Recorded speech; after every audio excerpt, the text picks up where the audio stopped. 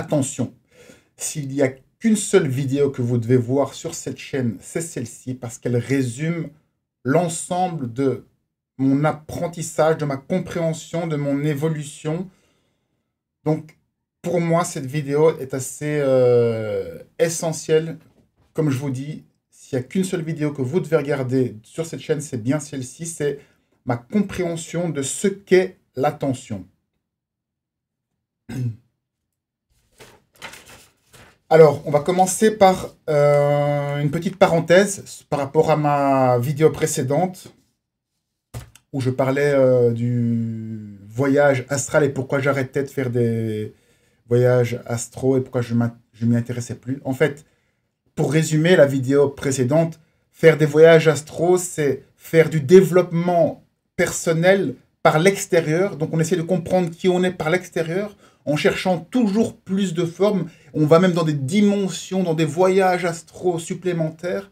Mais donc, on va vers l'extérieur. Et vers l'extérieur, c'est l'infini. Le chemin est infini. C'est pourquoi c'est pour moi une voie sans issue, parce qu'on pourra toujours aller plus loin, imaginer plus de choses. Et ce que moi, la conclusion à laquelle je suis arrivé, c'est de faire le voyage inverse, vers l'intérieur, qui est beaucoup plus court, puisque il est là, il est déjà là. Et donc, le voyage vers l'intérieur, c'est le voyage vers son identité. Qui je suis, c'est la question de base. Donc, la question de base, c'est qui je suis, c'est revenir à soi, se poser la question de l'identité. C'est le chemin, pour moi, le plus court pour se réaliser, pour réaliser qui on est. Et vers l'extérieur, ce sera un peu où je suis. Et là, ça peut...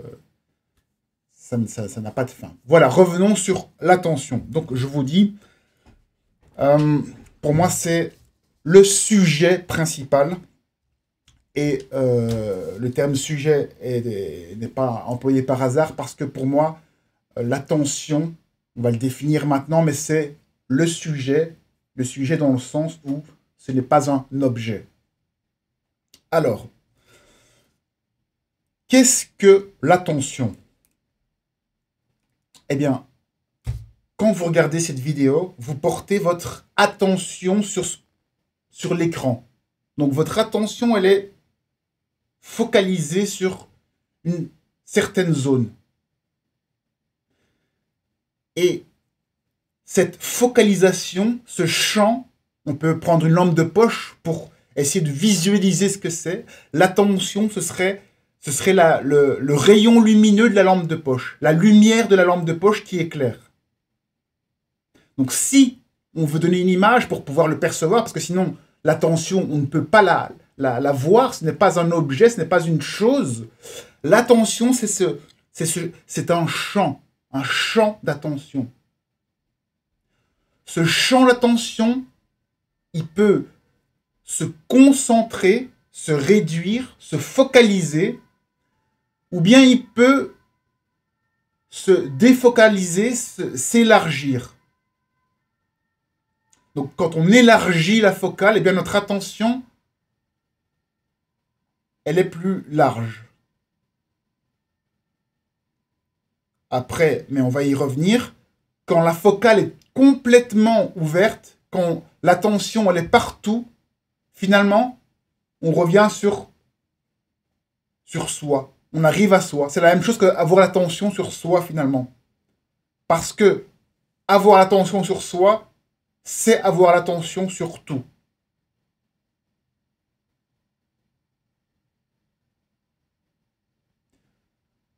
Quand on allume une lampe de poche, on a le faisceau lumineux. Si on élargit le faisceau, la lumière devient de moins en moins intense.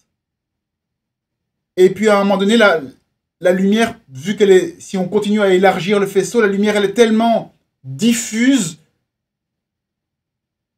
qu'il ne reste plus que le monde, la lampe de poche et l'ensemble du monde. Donc tout est éclairé, tout fait un, et donc on est le corps, on est matière, il ne reste plus que la matière. J'espère que vous comprenez cette logique, que si on élargit la focale, l'attention sur tout, c'est la même chose que l'attention sur soi. C'est pour ça qu'on dit que le monde extérieur est égal à l'intérieur. C'est comme si le corps était un relais entre le divin, le psychisme et le monde extérieur. Ok? Et donc, quand l'attention est sur tout, l'attention est sur nous.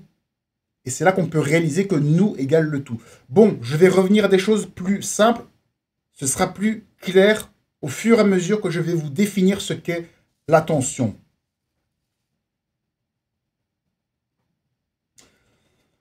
Alors, on peut avoir notre attention sur le passé. Donc, ce champ d'attention, il peut se focaliser sur le passé. Ça, c'est quand on met notre attention dans notre mémoire. On se souvient du passé. Donc, on met notre attention dans notre mémoire. On est dans nos pensées. Avec la lampe de poche, avec notre attention, on éclaire nos pensées passées. Donc, ça, c'est quand on pense à hier, à ce qu'on a fait, à notre enfance. Là, notre attention est sur le passé. Ok? Mais l'attention en elle-même, elle n'est pas passé, présent ou futur. C'est juste que la lampe de poche qui éclaire, elle éclaire le passé. Du coup, on est dans le passé. Ok? Ce que je ne vous ai pas dit, c'est que je vais attendre avant de le dire. D'ailleurs, je vais poursuivre sur le passé. Donc, on est sur le passé. On éclaire le passé, on est dans le passé. Si on veut aller dans le futur, c'est l'imagination. On peut aller avec notre attention dans le futur. On imagine. Donc là, on éclaire l'imagination. On peut éclairer une potentialité de futur.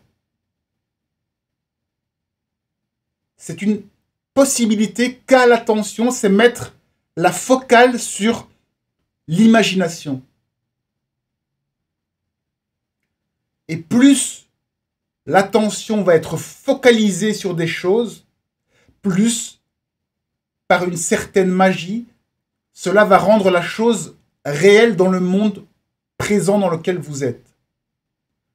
Donc si vous pensez toute votre vie à une certaine chose que vous voulez, il y a beaucoup de chances qu'au final, ce rêve que vous aviez se réalise. Si vraiment c'est quelque chose qui vous tient à cœur. Et si ça vous tient à cœur, ben, votre attention elle va être beaucoup dessus. Ok? Et donc l'attention, si elle peut être dans le passé avec la mémoire et dans le futur avec l'imagination, donc créative ou rétrospective, elle peut aussi être présente. On peut avoir notre attention dans le présent. Ce qui nous donne déjà 3 dimensions dans lesquelles la lampe de poche, l'attention, le champ d'attention peut être. On peut être dans le présent. Dans le présent, c'est-à-dire que les choses, ben, elles communiquent avec nous. On voit les choses qui nous occupent maintenant. Elles concernent le présent. Elles concernent maintenant. Je suis en train de regarder la vidéo. Donc, je suis bien dans le présent. Parfois, on peut s'échapper et mettre notre attention dans le passé. Ou on peut s'échapper et mettre notre attention dans le futur. C'est déjà 3 dimensions différentes où on peut poser notre attention.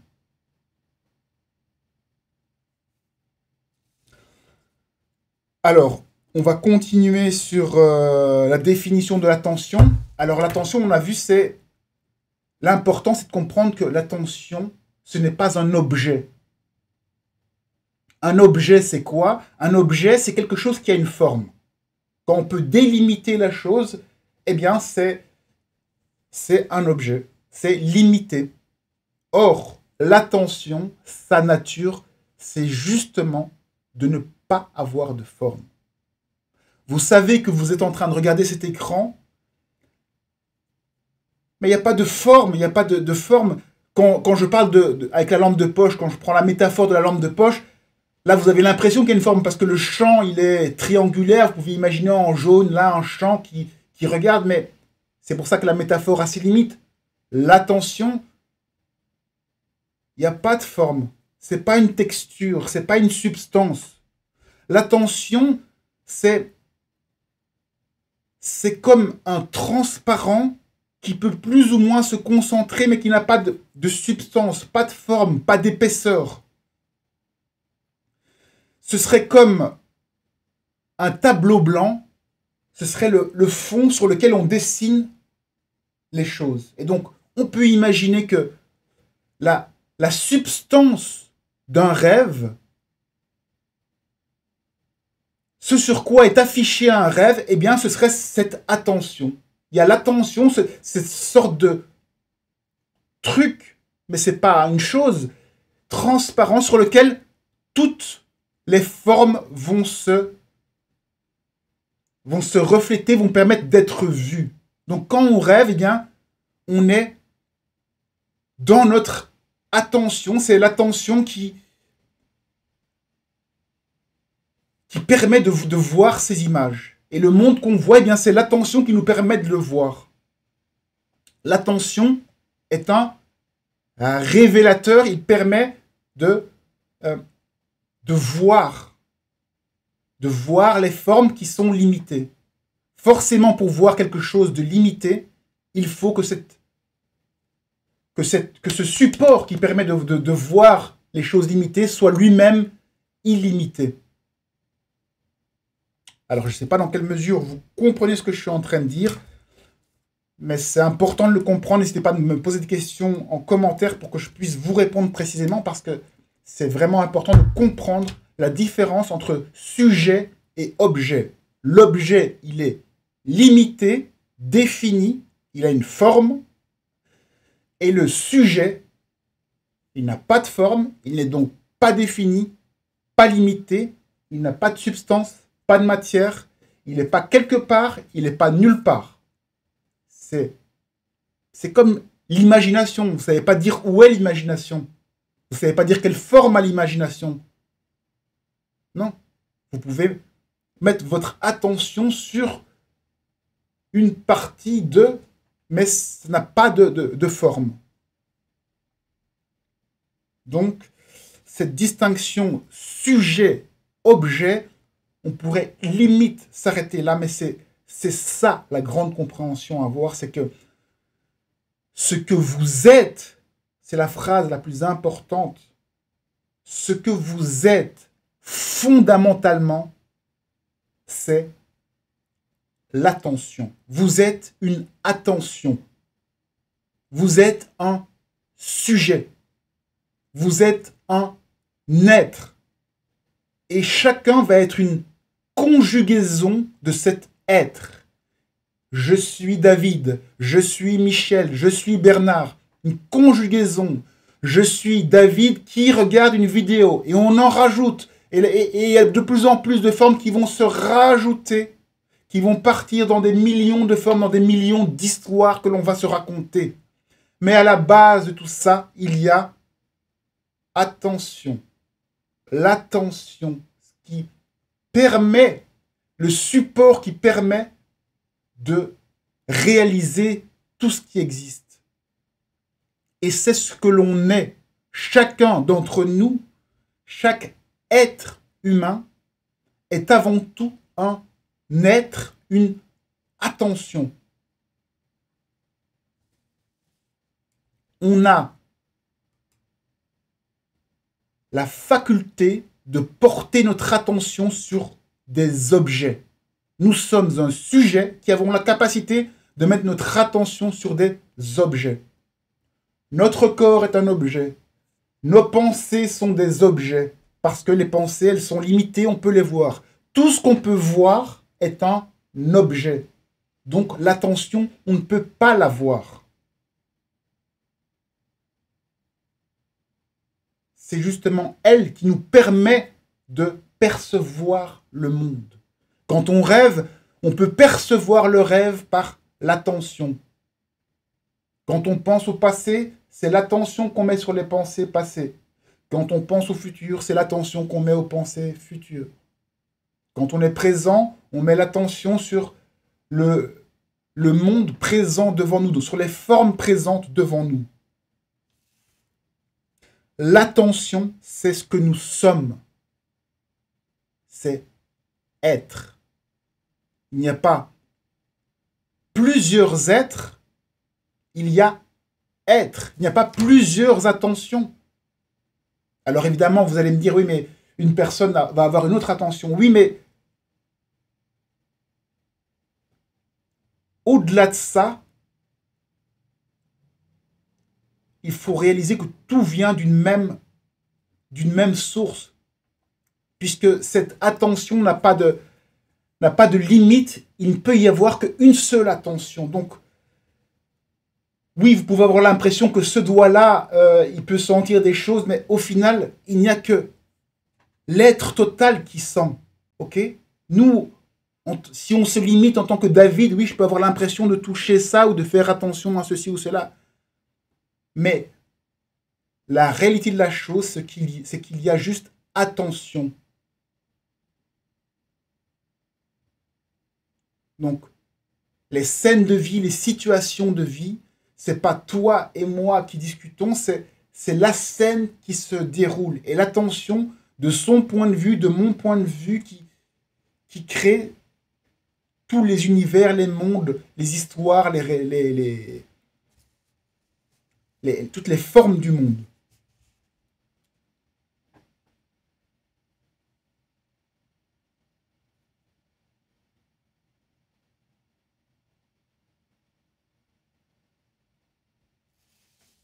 Donc, l'attention, c'est ce que nous sommes. Nous sommes l'attention.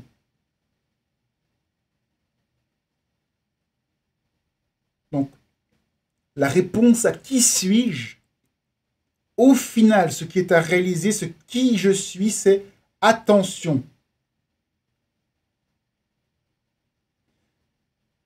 Quand on réalise qu'on est attention, et bien du coup, on voit toutes ces formes et on peut faire la différence entre les formes, objets et ce qui est de la nature de l'être du sujet.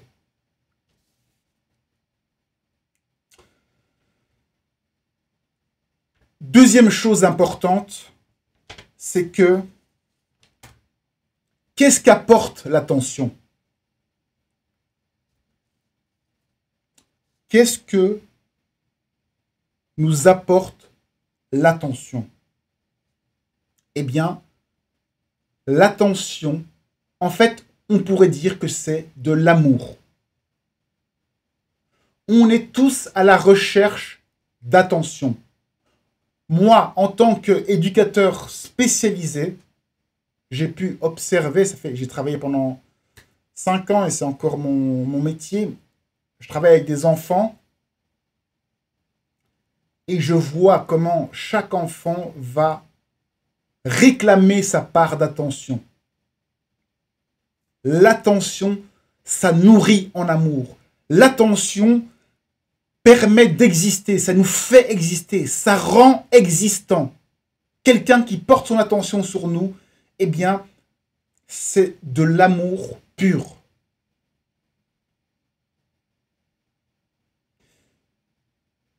Alors, pour l'instant, ça peut encore vous paraître flou, mais essayez de remplacer partout le mot amour par le mot attention. Et vous allez voir à quel point ça correspond bien à cette définition.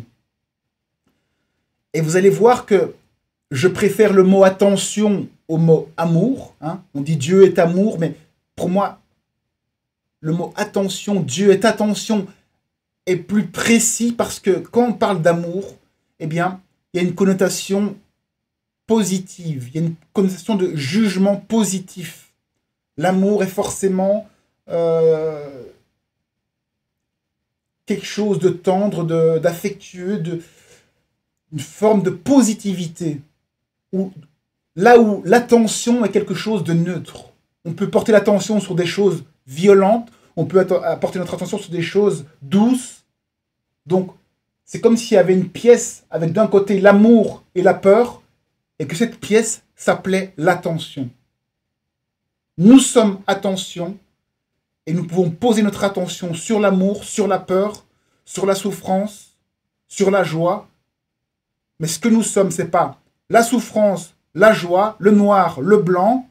Ce n'est pas l'encre qui dessine l'univers, le monde, les formes dans lesquelles on est, mais c'est ce qui permet de voir cet amour, cette peur, cette joie, cette souffrance.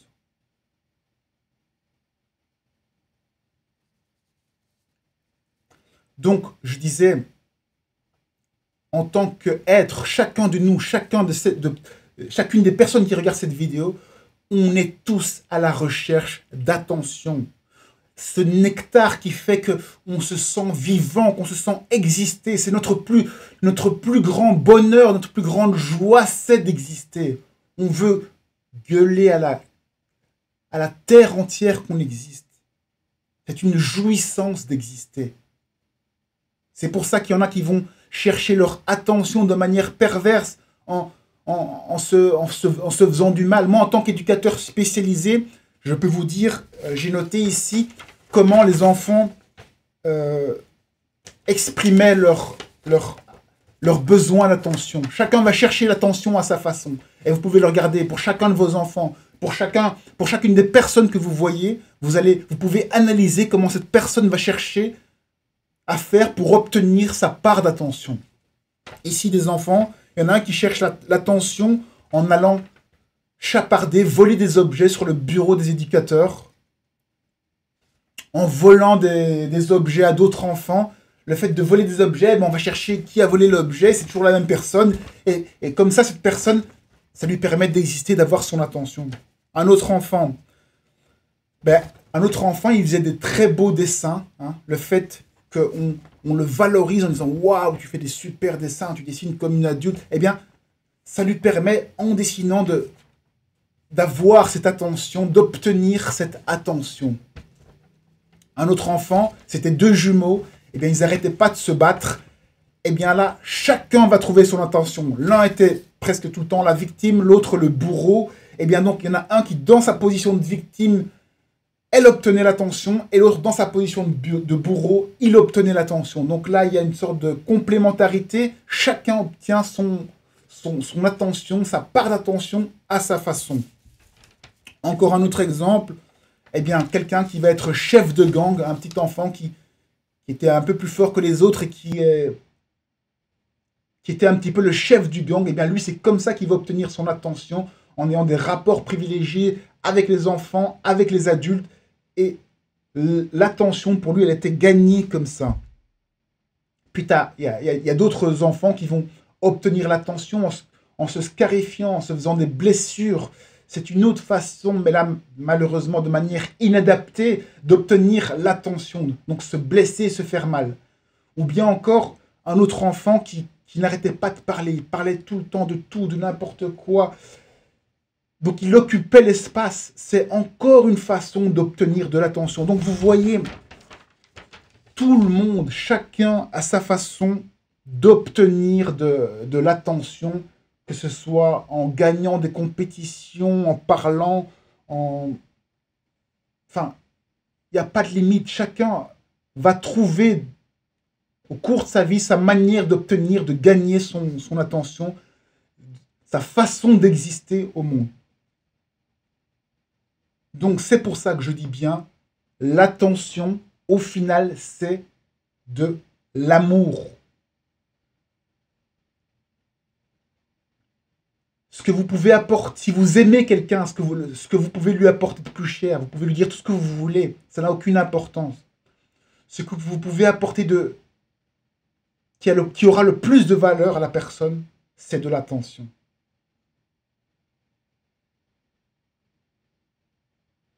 C'est pour ça qu'il y a tant d'importance aux relations, qu'on donne tant d'importance aux relations sociales.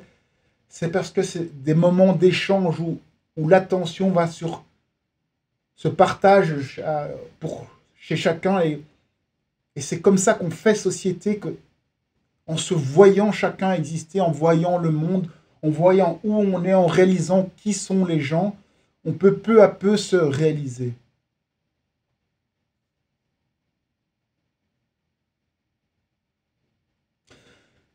Tout ça pour arriver à dire, si l'attention c'est de l'amour, eh bien, la plus grande révélation que j'ai eue, et c'est le troisième point sur lequel je voulais venir, c'est que cette attention, ça c'est ce que j'ai découvert, cette attention qui est si importante pour chacun d'entre nous, eh bien, elle peut venir de nous-mêmes. On peut porter notre attention sur nous-mêmes et, c'est ça le secret, c'est que ça a le même effet que si quelqu'un d'autre pose notre attention sur nous.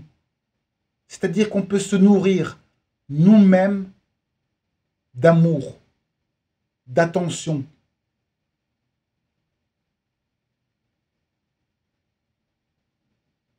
Donc on n'est plus obligé de quémander, d'aller demander de l'attention, de se transformer, de se muter pour essayer d'obtenir l'attention du monde entier. Vous pouvez obtenir cela. Vous pouvez porter votre attention sur vous-même. Vous vous souvenez, vous avez parlé de la lampe de poche, où on élargit la focale d'attention. Si on la met sur tout le monde, eh bien ça équivaut à la mettre sur soi. Quand soi-même, on est l'attention, on réalise qu'on est l'attention, qu'on met notre attention sur notre corps, eh bien, on rayonne l'attention partout. Il y a un rayonnement d'attention qui fait que chacun peut prendre sa part d'attention. Si on met notre attention sur nous-mêmes, on devient attention et on rayonne l'attention, on rayonne l'amour. Donc, la plus belle façon d'être au monde, c'est d'être avec son attention, d'être centré sur soi. Centré sur soi, d'avoir l'attention centrée sur soi et d'être ainsi à l'écoute du monde. Parce que quand on est centré sur soi, eh bien on perçoit les choses de manière subtile. Quand quelqu'un nous parle, on va l'entendre de manière plus subtile. Donc, on est vraiment en profondeur. Ce sont des relations plus profondes. On ne va pas essayer d'écraser l'autre pour obtenir de l'attention. On ne va pas essayer de... Non. On est en écoute pure de l'autre. Donc, l'attention, être attentif à soi-même, c'est l'égal d'être attentif absolument à tout le monde. Je ne sais pas si vous comprenez bien cette chose. Si ce n'est pas clair, n'hésitez pas en commentaire à me faire préciser ce que je n'aurais pas dit, mais bien comprendre que cette attention qu'on recherche depuis tout petit, on peut se la donner à nous-mêmes. On peut se nourrir. Et quand on est plein d'attention, eh bien c'est une autre vie. Toutes les portes s'ouvrent, les choses sont beaucoup plus simples. On y voit plus clair, on voit clair. On comprend, c'est comme si on comprenait le langage subtil de la vie qui nous parle chaque jour. On comprend que tout ce que les gens nous disent, ce sont des informations sur nous-mêmes. Des réelles informations qui ont leur importance. Et on les entend autrement, on n'est plus sur la défensive.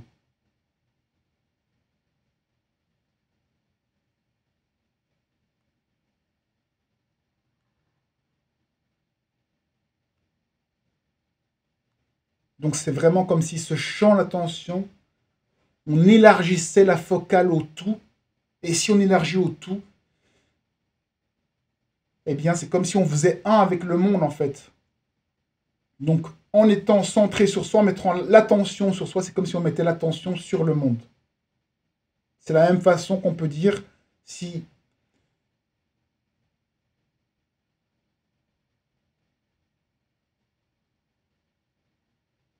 une feuille est blanche, eh bien, à la fois, c'est quand elle est blanche qu'on peut dessiner tout ce qui est possible sur la feuille. Ok? Donc, c'est l'infinité des potentiels qu'on peut dessiner sur la feuille si elle est blanche.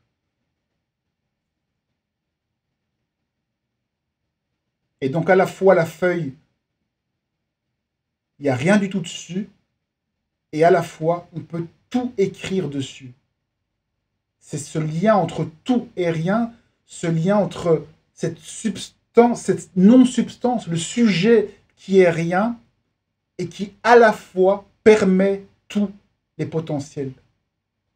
Donc quand on se positionne dans le sujet, dans l'être, quand on a l'attention sur le sujet, eh bien, ça nous permet d'être à la meilleure place possible pour percevoir les objets et comprendre les objets. Si on n'est pas à cet endroit-là de l'être, eh bien, on est décalé. Et si on est décalé, si on est dans le passé, le futur, eh bien, on va avoir les informations, mais on les aura en décalé. On sera dans notre passé, on va comprendre ce qui nous arrive dans la vie en se référant au passé, donc on va être décalé par rapport à ce qu'on va... On va pas comprendre le monde, on va le comprendre de manière distordue, et donc on va souffrir. Et soit dans le passé, on va voir les choses de manière distordue, soit on sera dans une projection, dans une volonté de changer. Si vous voulez changer, vous êtes dans une perspective de changement, eh bien, vous allez encore voir le monde de manière décalée. Vous allez chercher quelque chose, vous allez vouloir transformer la réalité, du coup, la vision, elle ne sera pas claire. Le seul endroit où vous pouvez, c'est être aligné, centré, dans l'être, dans le sujet.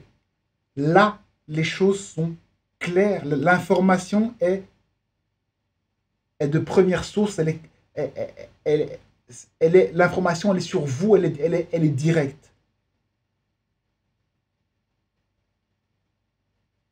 C'est pour ça qu'on parle de clarté. Si on est dans le sujet, dans l'attention, eh bien les choses sont beaucoup plus claires.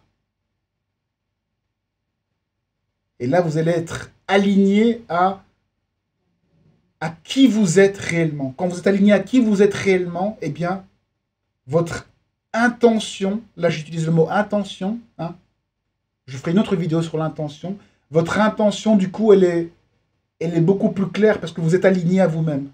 Si vous êtes aligné à votre passé, eh bien, vous allez confondre les envies du mental avec votre réelle intention. Parce que ici, l'intention, elle sera dans la mémoire, elle sera sur l'envie de corriger des choses, elle sera distordue, elle sera pas claire. Ce ne sera pas votre véritable intention. Donc vous allez avoir des envies, des volontés qui ne sont pas en alignement avec ce que vous êtes profondément. Le sujet que vous êtes profondément.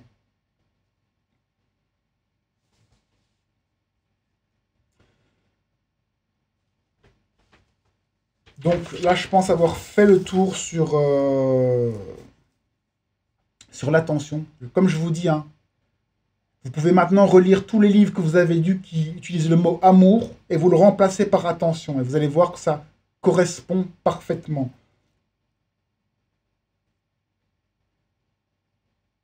C'est aussi pour ça que quand vous dites bonjour à quelqu'un, si vous dites juste bonjour, eh bien, ça aura beaucoup moins de valeur que si vous dites bonjour David. Bonjour monsieur. C'est toute la différence entre dire bonjour et bonjour. Le fait de mettre votre attention sur la personne, eh bien, ça lui permet d'exister. Vous lui donnez une existence. Bonjour David. Vous vous adressez à une personne, à un individu, à un sujet. Vous le rendez existant. Alors que si vous dites juste bonjour, eh bien, c'est comme si vous vous débarrassiez d'un déchet impersonnel. C'est une politesse. Alors que si vous dites bonjour David, ça fait vraiment toute la différence. Et vous pouvez observer au quotidien quand dire bonjour monsieur à quelqu'un avec qui vous n'êtes pas en accointance, eh bien c'est plus difficile. C'est plus facile de dire bonjour. Hein, bonjour. Bonjour monsieur à quelqu'un avec qui on ne s'entend pas, c'est plus difficile. Parce qu'on sent bien que dire bonjour monsieur, si on ne connaît pas le nom, on dit monsieur ou madame. Bonjour madame, eh bien, on donne sa dignité à la personne, on donne existence à la personne, elle existe à nos yeux. On lui donne de l'attention, on lui donne de l'amour. quand on nomme les gens, on leur apporte de l'amour. C'est ça qu'il faut voir là-dedans. Donc, l'amour, il peut se diffuser vraiment sur des petits détails comme ça.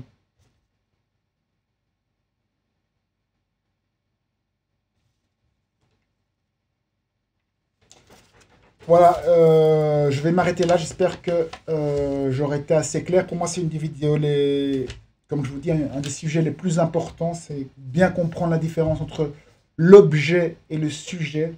Parce qu'après, les choses, elles sont vraiment beaucoup plus simples à comprendre. Il y a les formes et l'absence de forme. Et tout ce que vous voyez dans votre vie, ce sont des formes. Les formes, c'est de l'information. Hein, ce sont des formes qui vous informent, qui vous disent finalement qui vous êtes. Et ce que vous êtes, c'est le sujet. Donc, quand vous comprenez le monde comme ça, que tout ce que vous voyez vous informe sur votre subjectivité, eh bien, vous voyez le monde d'une autre perspective, hein, d'une perspective plus alignée. À la prochaine. Prochaine vidéo, je vais la faire sur l'intention.